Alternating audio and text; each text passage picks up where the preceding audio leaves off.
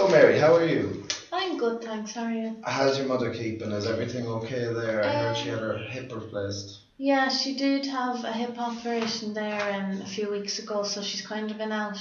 She hasn't really been able to do any of the cooking or helping out with the kids, so I've been struggling really between work and looking after them. Okay. Well, no, just prior to a couple of weeks back, we brought you in on a few minor incidents. I just brought you in today. Now, there's been a couple more incidents that I just think I have to make you aware of. Okay. So, if you just wouldn't mind, I'm just going to go through some of those. So, in the last 8 weeks, the appearance of all 8 children has changed. Anne, who was at the after school, has become very moody and uncooperative and sarcastic to her siblings, name calling and making fun of them. She was particularly cross with Maura, who was always her best friend in the setting. And in the after school club for children, Laura was also behaving differently. She had a few accidents where she wet herself on a couple of incidents. Okay. Have you got any idea? Has there been anything that's happened at home that could have had this change in behaviour? Well, Laura, I mean, she does have the odd few accidents, but sure, I don't know why that is. It's just, I think it's attention seeking, to be honest with you. Okay, now. And yeah, Anne, I mean, she looks the same to me, really. Well, a lot of my staff felt that it might be best just to bring her to your local GP, just to make sure I didn't that get time to everything's. do it. Well, I know everything's been very difficult for you, but we'd like to just stress that, just to recommend that she should go to a GP. You know, if these stressful issues do continue. Yeah, sure, I'll try and bring her one of the days. Perfect. Now, I see that Brian and Elizabeth were looking after some of the kids at home as well. Yeah, we do leave them at home some of the time, they're good. They supervise the younger ones, they're good at that. Okay, well now I just have a few issues with the two of them.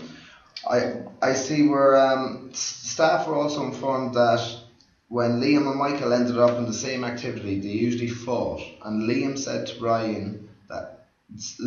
that Brian and Elizabeth frightened them. Oh. Have you anything to say about that? I wasn't really aware of it. I mean, Brian is the older stepbrother, I'm sure he does have a bit of authority on them, but sure, I didn't realise he frightened them. They never mentioned it to me, really. Okay, well, now, just today, Liam continued to be moody, but then he hit out at Michael saying that he hated his family, especially Brian, as he was a bully and hurt them when their mother was out. Oh. Have you heard anything about this? No? No, I've never heard. They wouldn't be. No, I don't think he would have said that, no. I'd say that's made up. Okay, now, well, it's just now a staff member of mine did hear him say this today, and he went up and he asked him, was he okay, or did he hurt you?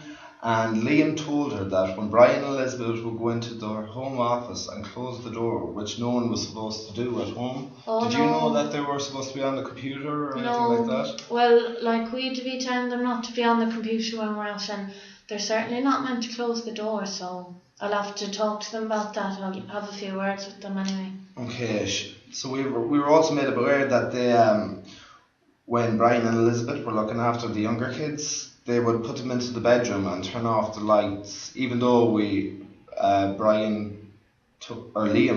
told us that it frightened him and the girls sometimes. So did you know anything about this? No, they didn't mention that to me, but sure, he was probably just messing with them, Okay. Sure, the girls are awful sensitive sometimes, they just don't. Okay. They don't get on with the boys sometimes, but sure.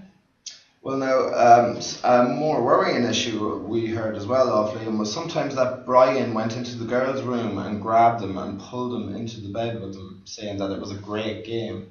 Now this seems to be very stressful, and as well as kind of physical, it's emotional abuse for the two young girls. I think this could be relating to why there is bedwetting and...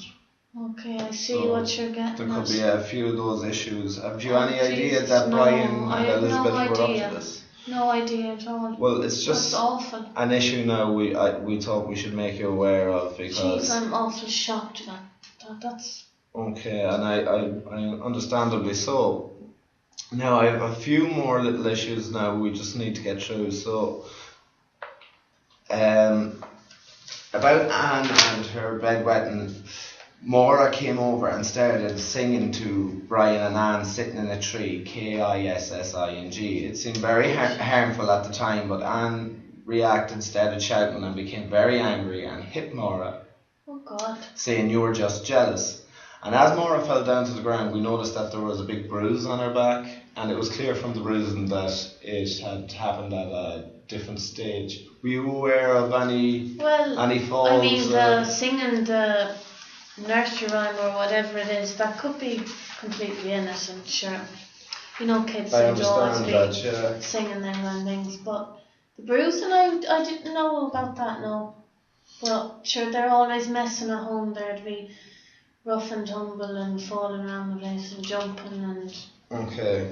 Well, I understand, Mary, due to the circumstances at home, you've been very busy and things can be very difficult to balance everything out. But I do believe that Elizabeth and Brian are unfit teenagers to be held responsible for the younger children's well-being. Really?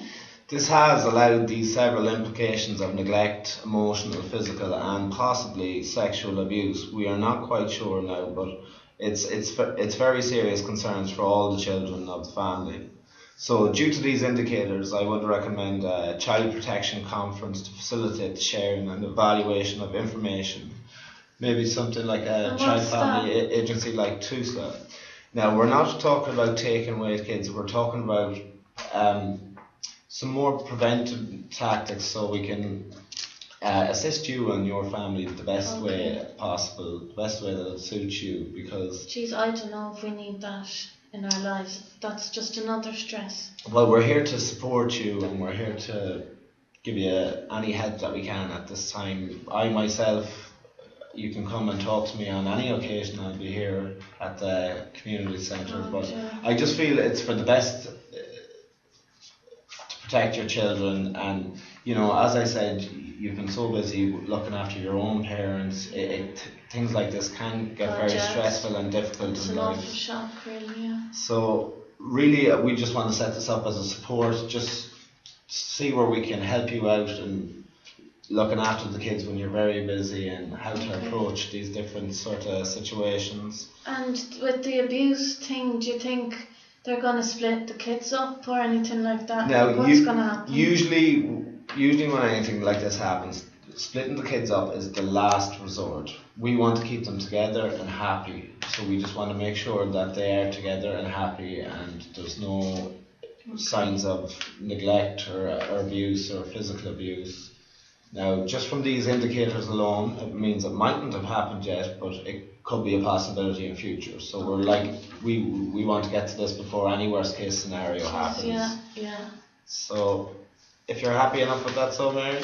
Yeah, well, I wouldn't say happy, but sure, thanks for telling me anyway. Perfect. That's perfect, Mary. Thank you. Okay, thank you.